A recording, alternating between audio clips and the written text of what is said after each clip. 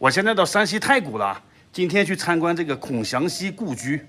四大家族里面讲述孔臣，孔指的就是孔祥熙，而且孔祥熙还是孔子的第75代那个孙子啊，他也是民国政府的财政部长、财神爷。他的老家在这个山西太谷呢，就是这里。这个院子是孔祥熙在1930年的时候买过来的，因为蒋介石要来这里住，所以他对这里进行了重新装修。现在就走进去参观一下啊，这里的门票现在是60块钱，有点小贵。现在是走到他的这个二进院了，左右两边是管家住的地方啊。孔祥熙呢是民国时期的山西首富啊，特意开车来这里看一看首富的家是什么样的啊，比较好奇。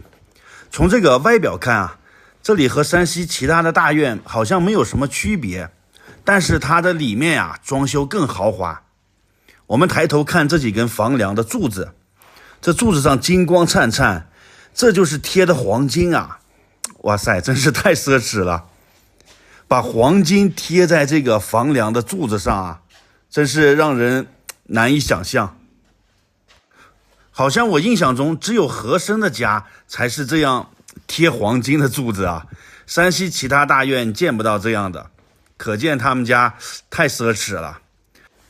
这个是第3进院子，也是内院，正对面就是孔祥熙住的地方啊，左右两边呢是孔大小姐和孔二小姐住的地方。他们是住在2楼啊，那个仆人啊、管家呀住在1楼。孔二小姐很多人应该很熟悉吧，她经常啊这个女扮男装，是男孩子的性格，一生都未嫁呀，也没有孩子。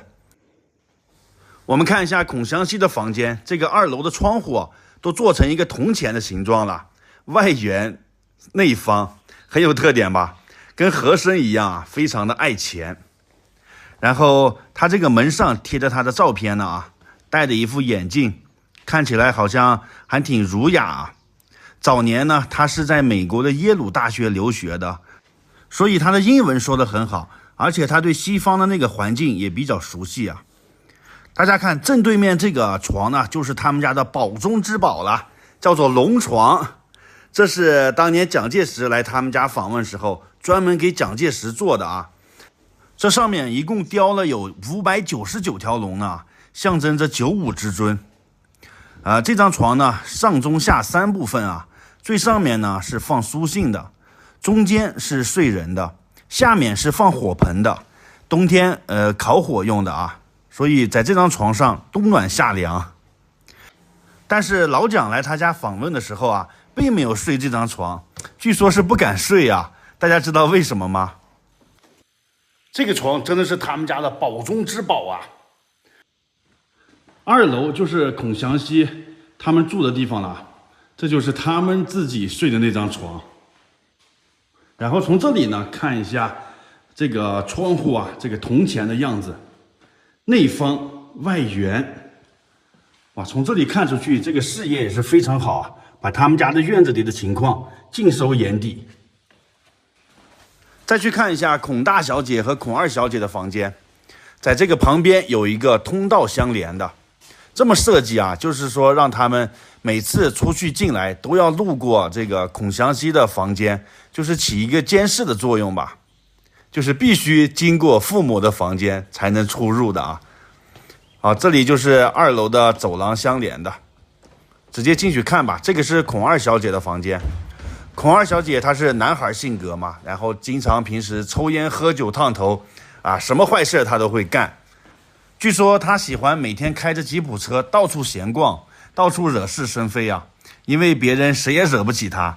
她的靠山是最硬的啊，你想嘛，宋美龄是她小姨，老蒋是她姨父啊，这个靠山就养成了她飞扬跋扈的性格。从卧室出来，穿过这个小门，就到了他们家的后花园了啊。花园不怎么大，这边呢，这个叫坊，这是他们平时作画的地方。然后对面这个呢是唱戏的地方，这边还有一个楼呢是弹琴的地方，所以这个后花园啊就是休闲娱乐的地方嘛。这后花园其实没有多大啊，一眼就全都看到了。这个院子啊，就是下人居住的地方，还有厨房。我们看这边的房间啊，就比较矮，和他们自己家人住的那个房子，你看形成鲜明的对比。主人住的那个房子啊，又高又壮观，下人仆役住的这地方房子就比较矮。然后这里面也是厨房啊，对面那个房间就是吃饭的地方。然后我们看孔祥熙的那个房间的窗户，正好可以看到这个厨房这边。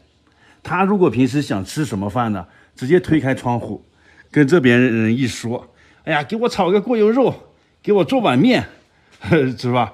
特别方便。然后再穿过这边呢，这个院子就是蒋介石夫妇来的时候住的地方了啊。蒋介石他们呢，在1934年的时候来孔祥熙他们家住过，就住在正对面这间房间里面啊。这个院子里面的树还比较多一点，环境更好。他们住在旁边那个房间里面啊，这里呢是客厅。你看，这里是孔祥熙和蒋介石夫妇的合影的照片。孔祥熙戴了那个圆的那个帽子啊，进来看一看吧。哇，现在这里还做了一组蜡像啊！你看，蒋介石夫妇，这个戴眼镜的孔祥熙，后面是一个美国人，这边呢是北方的一个书画名家，他们来的时候请这个书画名家来作画，然后孔祥熙来作陪。大家知道孔祥熙和蒋介石的关系吗？蒋介石娶了宋氏三姐妹的老大宋霭龄，蒋介石娶了老三宋美龄，所以孔祥熙是蒋介石的姐夫啊。蒋宋孔陈四大家族，为什么这里面也有孔呢？因为就是有这层关系呢，他是他姐夫，而且孔二小姐呢，特别受这个宋美龄的喜欢，宋美龄经常就把她带在身边啊。宋美龄的晚年呢，也是孔二小姐陪伴在她身前的，所以他们关系都非常好啊。然后转到这边看一下，蒋介石他们来了以后住在哪里啊？就住这个小房间，非常的小啊，就客厅旁边连着的一个这个小房间。你看，就是这个床，现在算是实物还原了吧？大家看这里还有一个小门呢，这个其实是一个密道啊。当时这里呢放着一组屏风，把这个密道就挡住了。蒋介石为什么会选择这个房间呢？就是因为有这个密道的存在啊，万一有什么紧急情况，打开这个密道就通到大街上去了。所以虽然这个房间看起来不起眼，但是蒋介石还是选择住在这个房间里面啊。还有一件事要说一下，当时蒋介石来山西的时候正好是冬天，这边天气特别冷。孔祥熙为了欢迎他们啊，就把这个客厅的房间都挖空了，特意安装了水暖，所以房间里是比较暖和的。他们家有2个花园啊，刚才看的是东花园，现在看一下西花园。西花园的正中间是一个池塘，中间有个亭子啊，这个是陶然亭，在这里仿建北京的那个陶然亭也盖了一个亭子。孔二小姐在这儿住的时候啊，经常在这里面喂鱼。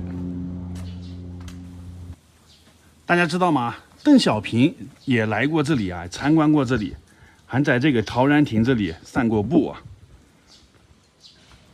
最后我们再看一下老蒋来这里访问的时候吃饭的地方啊，它就位于西花园和这个主厅之间的这个房间里面，进去看一看。正对面就是刚才那个厨房嘛，那一排房子，从那里做好饭可以很方便的就端到这边的餐厅了。当时就在这个房间里吃的饭啊，里面很小，坐不了多少人啊，所以这算是一个家宴嘛，就人家本来就是一家人。这边是休息室，喝茶呀，聊天的地方。孔祥熙故居就参观到这里了，1个小时差不多就参观完了啊。好，就到这里了。拜拜。